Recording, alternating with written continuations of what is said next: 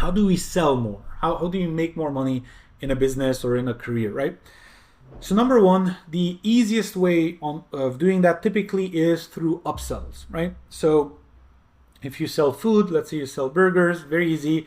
You have a burger, you say, hey, do you want the burger itself, or do you want a double burger? Like, do you want an extra patty? The normal burger is $5, an extra patty is an extra $1. You know what? Give me the extra meat, give me an extra patty. Or let's say you're vegan, you get juices, right? Like fruit juices or things of that nature, which my wife and I love. Like, we get those very often.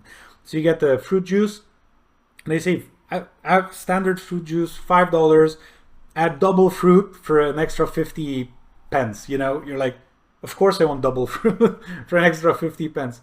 But they've basically upsold you, and they make maybe 10 extra pennies, you know, on that upsell. But those 10 extra pennies, guess what?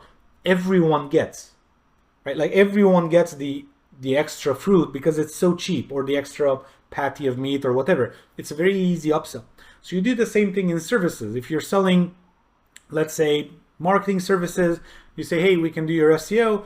Do you want also to do maybe a conversion rate optimization audit on your website? We're going to get so much traffic in, might as well at least do this, right? It's just an extra $1,000 and it's just a one-time cost. You say, yeah, sure, no problem. And now, instead of $3,000 a month, in month one, you make $4,000, right? And then they know their invoice goes down to $3,000 after that. You've just made an extra $1,000 out of an upsell on that same thing, right? And so, or actually on that, sorry, I misspoke a little bit. So on that, an upsell on SEO is to say, let's get a little bit more momentum at the beginning if you want to. So in month one, instead of writing 4 pieces of content, let's do 8 right in month one, just so we get the bigger boost of content, and then we can go to the 3K a month. And they'll say, okay, sure, fine, let's do that. I like how it sounds. You need to obviously work on your sales pitch and so on and so forth, but this is the main idea of an upsell, right? Once they've confirmed that they want to buy something and they even signed whatever, you go back to them and say, hey, I got this idea, what do you think? It's just this much more, right? Either right before they pay or right after they pay, you upsell the same thing, but a little bit better in service and a better deal, right? Now we go to cross-selling. So cross-selling is what I gave an example of earlier. Like, you sold the SEO package, and right at the edge where they're about to sign, or they have already signed, I like to do it after. Like, I like to do it after they've already signed, you know, contract signed, money in the bank. I go back to them the same day or the next day, say, hey, I came up with this idea, what do you think?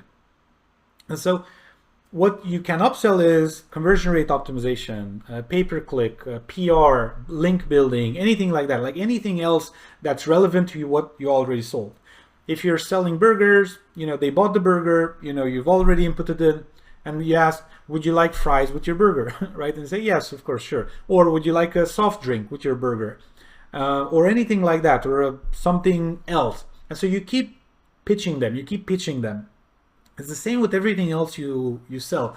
You would say, you can't do that when you sell shoes. Not true. There are those, whatever they call it, those sprays, those deodorants for shoes. You can just spray the shoe and it never smells. Or you can have the soles of the shoe so it's a bit more comfortable, and so on and so forth. Like, you can upsell so many things, socks, right? Or cross-sell, right? So you can do it in every industry. You just need to be creative about it, right? Smoothies as well. You sell that, and then you can sell something else after that. I'm not an expert in the smoothie business, and I never want to be in restaurants for my own sake, my own mental health. I really appreciate everyone that has restaurants. I would not be able to do what they do, I believe, but I do have some very good restaurateur friends that I love to visit, and whenever I go and eat at their place, they always come out of the kitchen. We have good talks, and that's another reason why I go there. It's like very good customer service. We've already talked about this in the past, and we're at the point where all of these little things matter. When he comes out and he talks to me and he says, hey, what are your plans, right? Do you have anything, you know, in the future? Say, well, hey, yes, we have a christening, you know, like we're baptizing our daughter. Okay, and, you know, where are you getting the food from? He's literally giving himself an opportunity in these simple conversations with us to upsell other services or to cross-sell services and so on. And guess what? In one of these conversations, that's why I remember that, and that's why I brought it up today on the video, is because this literally happened like 2 weeks ago.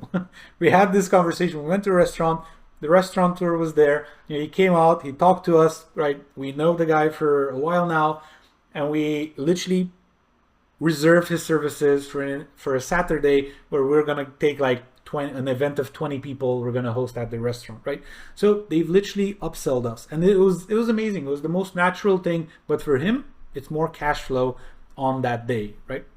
So moving on from there, another thing that you can do is you can always ask for referrals. And again, whether you sell shoes, if they like your shoes, you can ask for 5 stars or whatever, and so on and so forth. Call them, email them, get feedback, ask for referrals. If you sell services, ask for referrals. If you sell houses, ask for referrals. It doesn't matter. Always be asking for referrals. And I recommend you even ask for referrals from people that haven't bought from you yet. Let's say you're having a very good conversation with someone, like you love each other. You're like, you have a bromance going on, or, whatever it's called between women, right? So you have all of that positive energy going, but you don't close the deal because it's not the right time, or, they need to think about it, whatever. And you ask them, you say, Frank, this conversation, I literally love. Like, this is one of the best calls I've had in so long, right? I really like how you think, and so on and so forth. And I have a very strong belief that birds of a feather flock together. So what I want to ask you is, who do you know, someone in your network, right, that you think I would work well with, right? And then literally, don't ask if there is someone, but because there definitely is. So you just ask who in your network. Like, you make them think. And always when you ask for referrals, don't say if or do you know anyone, because they'll say, I'll think about it. No, you ask a direct question. Who in your network do you believe I would work well with? Or who in your network do you believe, would benefit from some comfortable shoes, or would want to buy a house, or is looking for houses in this area or anywhere else, right? And so on and so forth. So who, right? The question is who, and the answer of them can be, oh, I can think about it. Does no one cross your mind right now? Even just one person, I just really liked our conversation. I'm curious, if, your friends are just as cool as you are. Whatever you want to say, sell more, get those referrals, right? And practice. This takes practice. I've done this over 1,000 times. That's why these things just come to me, as I think about them, okay? As you practice, you'll also get better at this. Now, number 4. What we recommend as well is you should keep your past clients engaged. You can keep them engaged by, calling them once a quarter, once a year, whatever, sending them a message on LinkedIn for their birthday, keeping them engaged in a newsletter or anything like that, or any other way you want to keep them engaged with content, with anything. Just literally keep them engaged so that you stay top of mind whenever they might need your services again, or they have someone in their network that might need their services again, right? And so you keep doing that over and over again. You keep them engaged for as long as you can, or basically forever. If you've had a client, you've sold them a house, you'll say, the number of times I sell a house to one family is once in their lifetime. Not true. The vast majority of people move at least 2 to 3 times in their lifetime, right? Either they move to a different house or a different location, or jobs or countries or whatever. And so typically you can help them, and then in those situations you can be the person that they call if they need that type of help. Okay, moving on from there, another thing we recommend is always focus on high margin products. So let's say you sell 10 products, and these are the 10 that you run marketing campaigns on. Typically they don't have the same margin of profit. We've already touched on this a little bit earlier, but basically you should always focus your marketing and sales efforts on the items that have the highest profit margin within your specific business. For someone else, like let's say 2 companies do SEO. Both companies charge $3,000 a month.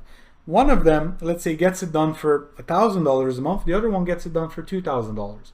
So the same product or the same service, exact same results, exact same whatever, the profit margin for one of them is 33%, the profit margin for the other one is 67%.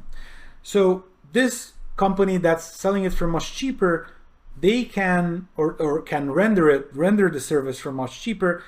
They can focus on this item. However, this other company might be very, very profitable in their pay-per-click services, right? Because you have your specialties, you know your business, whether you're in law, whether you're in building, whether it doesn't matter what you're in, you know that, you know, chicken thighs are more profitable than beef, whatever it is within your industry. So focus your sales efforts, like your marketing, your campaigns, like your, you know, banners, your whatever, on the items that you make the highest amount of profit on, and then keep selling those as much as you can, right? And then the final sixth step on how to sell more is basically to never stop selling.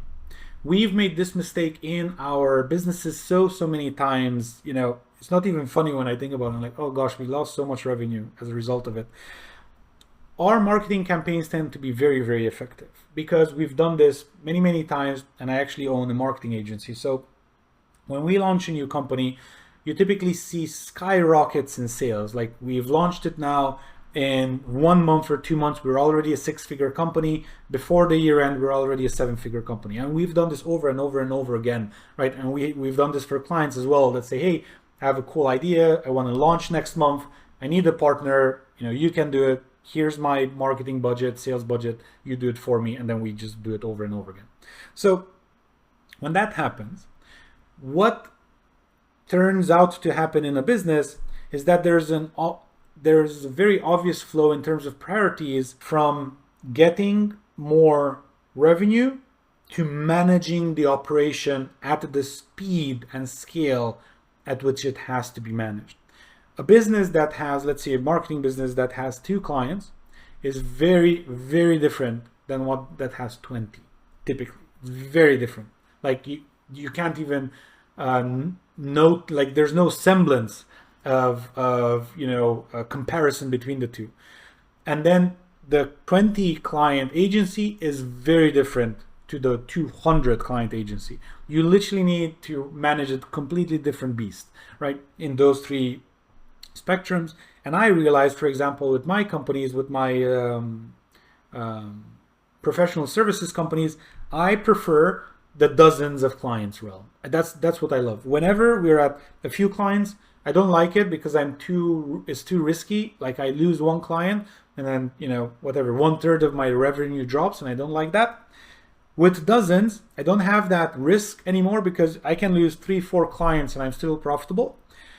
However, it's still very manageable with a small team. However, every time when we try to go to hundreds of clients, the business needs to change and shift in a way that I don't like it, because it's not a lifestyle business anymore. I love lifestyle businesses. I love businesses that I can just, you know, have a friendly conversation. This literally happened 2 days ago with the CEO of that business I was thinking about earlier. We literally, instead of having a video call live, we went to the basketball court and just we're shooting hoops, right? That's all we were doing. And we were just talking how the business is going. He was giving me a report, how clients are, you know, what's the take on new leads, how many new leads we have, what are the opportunities for upselling, and so on. Like, we had the entire business conversation whilst we were both, you know, playing basketball. It was amazing, and I love that. I don't want to get into, with those specific businesses, don't want to get into the corporate realm of, you know, how things should be managed in the corporate level. We had businesses like that. They're going well.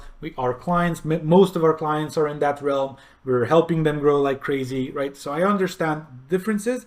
You should too. And you should see that at all of these stages, when you transition, you need to focus on ops, right? And it's a very big focus on everything that has to do with managing the success of the delivery of your product or service. And so what tends to happen is you focus a lot on sales, 1 month, 2 months, 3 months, 6 months, and then you start getting a lot of clients as a result of all of that focus, and then you stop selling or you reduce selling significantly, which many times then leads to a dry spell a few months later. You don't see it at that point in time, but then 3 months later, you have no clients, you have no leads or very few, and now you can't sustain all of the new hires or all of the new costs and so on and so forth, putting your company or your team in jeopardy. So you need to be cautious of that. And so what we recommend is that you never stop selling. You figure out a pattern of selling that you can tweak, like you can do more and less of, and so on, based on the success of your company. And then based on that, you deal with the problem of too many clients. That's the best problem you can have in business in general. You have too many clients. I need to run and rush and do this service and render that product and get more partners and whatever I need to do. But that is where you would like to be as a business owner and as a team member, because then the stress of success is infinitely different than the stress of poverty or scarcity. I kid you not. You want to have the stress of success in everything in life. You want to feel that, oh my God, this is going so well. And now I have to do all of these things in order to keep my success. That's such a better place to be. It's not level 10. And we're going to talk about level 10 in a second, but it's at least level 5 of business, where if you get to up until this stage, you're successful and successful and successful, and you're managing that success, right? And so this is where we want you to be. It's a productive level of stress where you are excited, you're growing, you're getting a lot of results, right? So never stop selling. That is the final point here.